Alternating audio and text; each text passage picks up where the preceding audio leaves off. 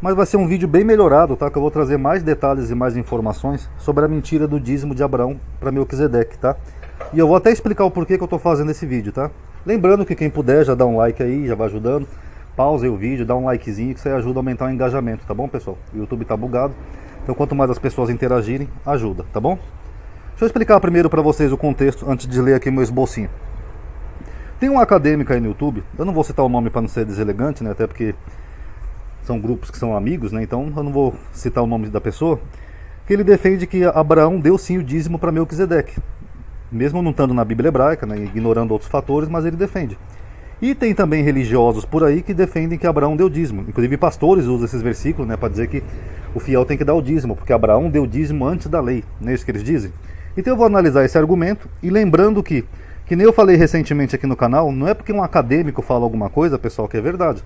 Até porque tem outro acadêmico muito famoso aqui no YouTube, que todo mundo gosta dele, que discorda também dessa versão desse acadêmico. Esse outro acadêmico fala o mesmo que eu, que Abraão não deu dízimo nenhum para Melquisedeque, tá bom? Por isso que eu falei, não é só se apoiar em acadêmicos. Você tem que ver se aquilo que o acadêmico está falando é verdade ou não, ou ver outros acadêmicos, porque senão, se o acadêmico errar, a pessoa vai errar junto. E é o que infelizmente tem acontecido. Então vamos aqui para o esboço rapidinho. Muitas pessoas dizem que Abraão deu dízimo antes da lei, principalmente pastores, né? Eles falam, não, amadinho, a gente dá o dízimo que é da lei porque Abraão já dava o dízimo antes da lei. Isso baseado em Gênesis 14, no encontro de Abraão com Melquisedeque, que diz assim, ó. E Melquisedeque, rei de Salém, Salém é a terra lá dos Jebuseus, tá? Que depois virou Jerusalém, trouxe pão e vinho. E este era sacerdote do Deus Altíssimo. Então aqui diz que Melquisedeque era um sacerdote. Só até destacar aqui que vai fazer parte do esboço. E abençoou e disse, bendito seja Abraão pelo Deus Altíssimo e possuidor dos céus e da terra. E bendito seja o Deus Altíssimo que entregou os teus inimigos nas tuas mãos. E Abraão lhe deu dízimo de tudo. Então esse versículo 20 aqui, ó, esse finalzinho que eles usam para dizer que Abraão deu dízimo. Beleza, vamos supor que ali seja verdade, que não tem nenhum problema ali no texto. Primeiro eu pergunto para esses pastores que usam esse versículo, o que o período dos patriarcas tem a ver com os cristãos? Os cristãos não estão na graça? Não fala que é só Jesus que salva, que nós estamos na graça, que Cristo nos liberou da lei? O que tem a ver o período dos patriarcas, que é o período de um povo judeu? É um povo. O que tem a ver com a igreja cristã? Nada. Onde na Bíblia diz que se deve imitar a prática dos patriarcas? Porque não diz. Ao contrário, Paulo falou que os cristãos deveriam ser imitadores de Cristo. Não de Abraão, não de Isaac, não de Jacó, mas de Cristo. Então já fica uma problemática aí. Ló dormiu com as próprias filhas lá no período dos patriarcas, o irmão de Abraão. Então nós devemos imitar isso também? Abraão também fez circuncisão, guardou o sábado antes da lei. Devemos fazer isso também só porque um patriarca fez? Qual é a base que eles usam para dizer que o cristão deve fazer isso só porque um patriarca fez? A parte dos patriarcas da Bíblia são mandamentos, são ordenanças, são doutrinas? Não, são só lendas históricas de um povo, crônicas de um povo. Então, os pastores que usam esse argumento, pessoal, eles estão completamente equivocados, tá bom? Segundo, o nome de Abraão, que nem nós vimos aqui, ó, e Abraão deu-lhe o dízimo de tudo, ele não aparece no texto em nenhum códice. Por exemplo, aqui é o texto hebraico que eu copiei do Bible Hub. Aqui no versículo 19 aparece o nome de Abraão. Eu até destaquei aqui amarelinho, ó, Avram. Vocês estão vendo? Agora, quando chega aqui no versículo 20, ó, vocês podem ver aí na imagem, não tem o nome de Avram. Não tem o nome dele.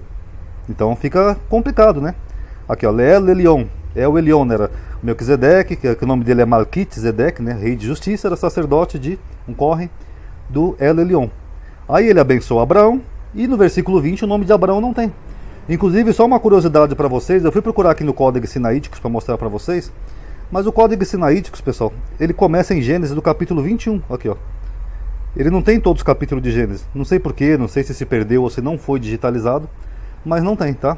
Então, vou ficar devendo aí para vocês, vai valer só os textos baseados em Código Leningrado, esqueci o nome do outro, enfim, nos códices hebraicos que nós temos, tá? Nenhum tem, nem na hexápla de Orígenes, nada, nenhum tem o nome de Abraão no versículo 20.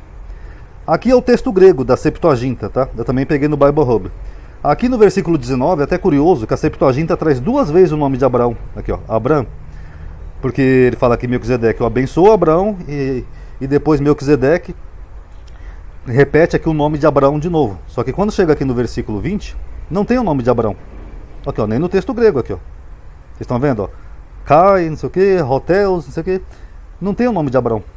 Então é curioso, né? Porque no versículo 20 não tem o nome do personagem Abraão. O nome de Abraão só aparece nas traduções. A maioria das Bíblias tem. Bíblia de Jerusalém, Bíblia de Genebra, Ferreira de Almeida, todas têm, mas só nas traduções. Em nenhum códice ou documentos antigos não tem o nome de Abraão. Inclusive, quando eu fiz aquele vídeo da outra vez, um rapaz mostrou para mim umas fotos da Bíblia hebraica que ele tinha, desse capítulo, também não tinha o nome de Abraão, nem na Bíblia hebraica, nem na da editora Sefer, nem nas outras versões, não tem. Só aparece nas traduções. Dentro do contexto, tirando ali o nome do Abraão, né, tirando ali o nome dele, o sujeito da frase é Melquisedeque. Então é Melquisedeque que dá o dízimo para Abraão, e não ao contrário.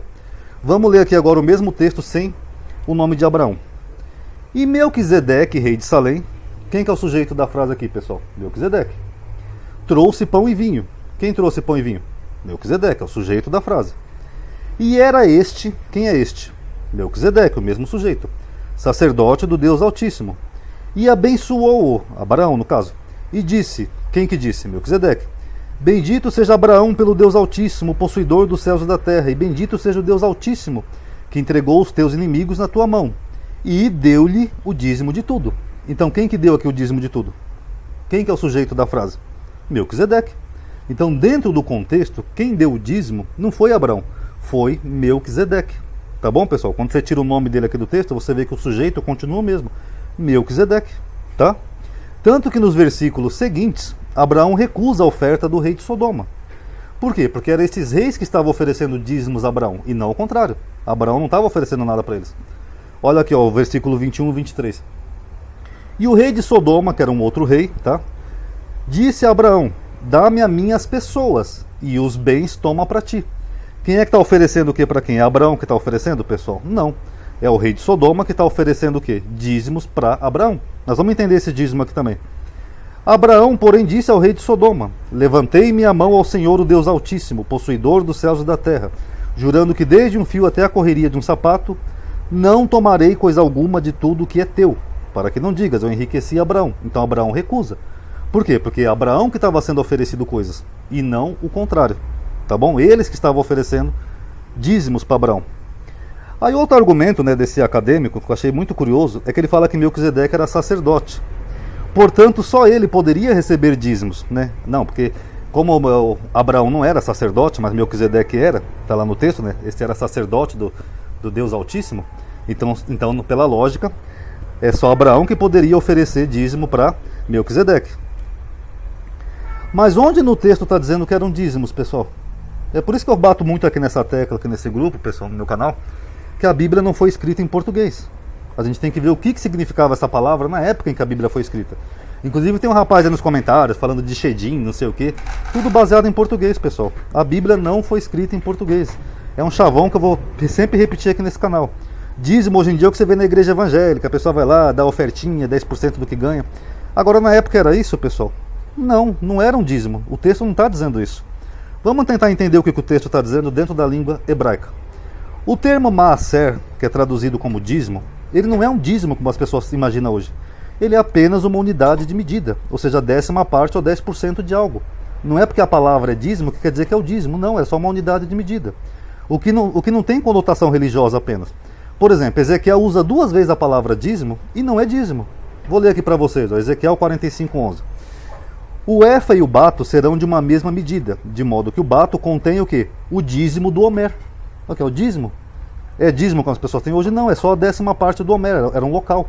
E o efá, a 10ª parte do homer, conforme o homer será a sua medida. O mesmo ele fala aqui no versículo 14. Ó. Quanto à ordenança do azeite, de cada bato de azeite oferecereis a 10ª parte. Ou seja, vai pegar o azeite e vai pegar a 10ª parte. É um dízimo religioso, pessoal? Não, é só uma unidade de medida. Ó, do bato tirado de um couro, que é um homer de 10 batos, porque 10 batos fazem um homer. Então, é basicamente o termo maser, que as Bíblias traduzem ali como dízimo, não é um dízimo religioso, pessoal. É só uma 10ª parte de algo. O que não quer dizer que seja religioso. Não tem nada a ver com sacerdote. O termo maser no contexto, que é dízimo, não tem absolutamente nada a ver com o dízimo religioso, que só foi instituído posteriormente. Inclusive, de acordo com a própria Bíblia, só Moisés, que vai lá futuramente, em Deuteronômio 14, institui o dízimo. Mas não tinha dízimo na época de Abraão. Esse dízimo religioso, não. O contexto ali de Abraão com o rei de Salém, Melquisedeque, é um contexto de guerra, pessoal. Tem nada a ver com sacerdote. 4 reis fazem guerra a 5 reis. É a guerra lá de 4 reis contra 5. E o que Melquisedeque ofereceu para Abraão não era um dízimo, eram despojos de guerra, assim como o rei de Sodoma. A gente vê aqui no versículo 21. E o rei de Sodoma disse a Abraão: dá-me as minhas pessoas e os bens. Ó, bens, o que são bens? Eram os bens da guerra que eles venceram, daqueles reis que eles venceram. São despojos de guerra. Esses eram os dízimos. Tem nada a ver com o dízimo religioso. Se fosse um dízimo religioso a um sacerdote, seria uma prática recorrente, ou seja, algo que periodicamente Abraão faria. Mas o texto em nenhum momento dá a entender que havia essa prática. O texto não diz, por exemplo, que Abraão costumava oferecer dízimo. Então é o pessoal que usa aquele argumento, principalmente pastores, né? Ah, porque Abraão deu dízimo antes da lei. Era uma prática recorrente de Abraão, pessoal? Abraão sempre dava o dízimo antes da lei? Não. Só tem essa passagem aqui que não é dízimo. Eram despojos de guerra. Então esse é um argumento falho que esses religiosos usam. Dízimo como prática religiosa na Bíblia hebraica era a 10ª parte de grãos ou primícias de gado, ou seja, daquilo que os hebreus produziam. Logo, não teria sentido algum Abraão oferecer alimentos no meio de uma guerra. Abraão está lá numa guerra de 4 reis contra 5, ele vai lá, resgata o irmão dele. Vocês acham que Abraão ia pegar a 10ª parte de grãos, alimentos, ou do que ele criasse lá para dar para o rei de Melquisedeque, pessoal, no meio de uma guerra? É claro que não, pessoal. Vamos usar um pouquinho a lógica. Não era um dízimo como as pessoas têm na Bíblia hebraica. Ali era um despojo de guerra. Tá bom? E por fim, Melquisedeque era sacerdote do deus El Elyon, conforme diz ali o texto. Ó. Até mostrei aqui para vocês, eu li um trechinho que eu ia tocar nesse assunto de novo aqui. Ó. Deixa eu mostrar aqui no hebraico. Ó. Leel Elyon. Aqui, a palavra anterior é Kohen, que o hebraico é da direita para a esquerda. Kohen, sacerdote. Leel, do El, Elyon. O que tem isso a ver com o texto, Ronaldo? Vamos chegar lá. O deus do panteão cananeu. E não há nenhuma evidência de que esse deus cananeu recebia dízimo, pessoal. Não era uma prática desses povos.